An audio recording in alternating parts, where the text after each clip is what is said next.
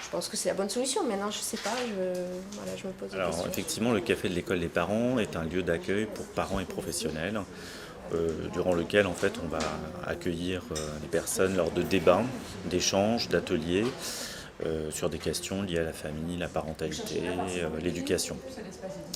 Alors l'une des préoccupations des parents est de fréquemment nous renvoyer le fait qu'ils s'inquiètent de voir leur enfant constamment derrière les jeux vidéo, ça leur pose problème, ils sont désemparés, ils ne savent pas quoi faire. Je vous laisse le tester. Bien évidemment, on n'a pas du tout les recettes miracles, mais on essaye en tout cas de donner quelques idées, en tout cas, de réfléchir avec eux pour qu'ils puissent utiliser de nouveaux outils dans leur situation vécue au quotidien. L'inquiétude des parents, c'est quelque chose d'intéressant parce que c'est une façon de se mettre en alerte, d'être attentif. Et ensuite, toute la question, c'est qu'est-ce qu'on en fait de cette inquiétude? Effectivement, être parent aujourd'hui face à ça, pour trouver les méthodes pédagogiques, c'est pas toujours simple. Est-ce que vos parents s'intéressent à ce que vous faites sur Facebook ou sur des jeux?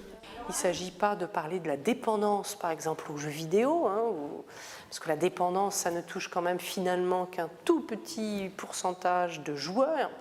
Par contre, sur les conséquences éventuellement négatives d'un excès, d'un abus, alors là, sur une classe, il n'est pas rare d'avoir quand même un certain nombre de jeunes qui ont déjà des petits déficits de sommeil, une alimentation qui n'est plus équilibrée, une perte de concentration pendant les devoirs ou bien sûr aussi pendant les cours, un problème de manque d'exercice. L'association Epicéa et Hélène David nous ont proposé de travailler sur les écrans, les abus d'écran. Moi j'ai tout de suite vu le lien avec ce que nous vivions ici. On a vu tout ce qui était positif dans les écrans qu'on utilise, tout ce que ça nous apportait, tous les bénéfices.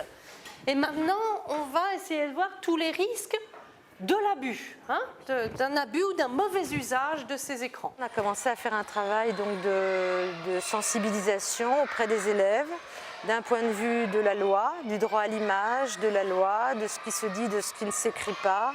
Il faut impérativement parvenir un jour à s'autogérer. Les ados, eux, ils font bien la différence entre le virtuel et le réel. Et ce qui leur plaît dans le virtuel, c'est que justement, c'est pas le réel. Plus les adultes qui ont du mal à faire cette différence entre virtuel et réel.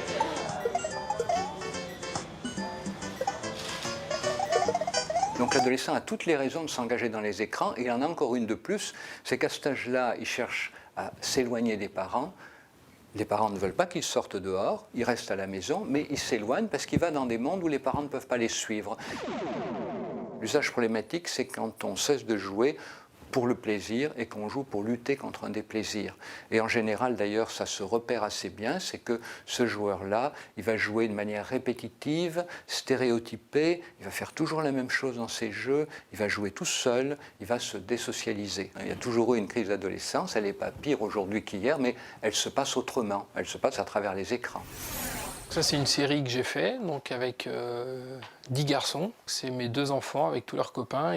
C'était une époque où ils étaient tous en ligne sur un espèce de jeu de rôle, mais sur Internet. Donc, je leur ai demandé d'écrire un texte et de se présenter à travers leur avatar. Salut, je m'appelle Dracarit, je suis un énutrophe level 86, mineur level 10. J'ai plus que 100 000 kamas après m'avoir acheté une bonne panoplie. Je suis célibataire, chef d'une guilde level 5 qui n'est pas très active. Avec ma panneau Blob Royal et mon bois, je déchire tout. Et avec ma panneau gelée et mon corbac, j'espère un jour dropper le Gelano. Je suis braquemarien sur Rouchou. Je peux jouer pas mal d'heures par semaine, 12 heures et plus. J'ai 13 ans et j'ai commencé à jouer il y a 2 ans.